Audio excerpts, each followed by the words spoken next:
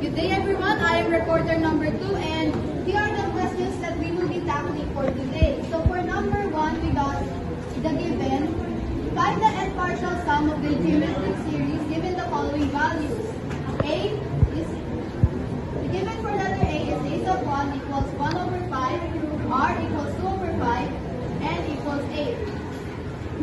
Here's the solution for number 1. The formula we will be using for today is S of n equals a sub 1 multiplied by 1 minus r raised to n over 1 over 1 minus r. So, substituting the values, we get 1 over 5 multiplied by 1 minus 2 over 5 raised to 8 divided by 1 minus 2 over 5.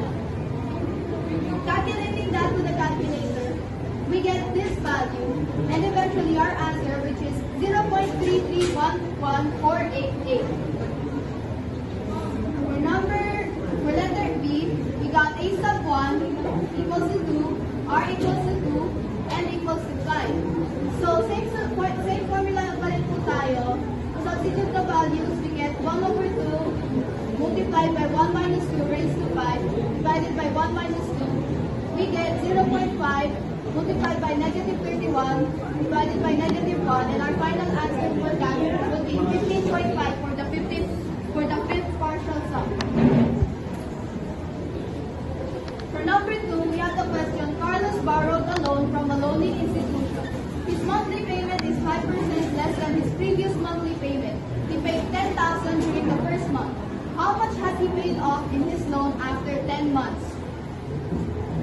So as you can see po, same solution pa rin po ang gagamitin natin.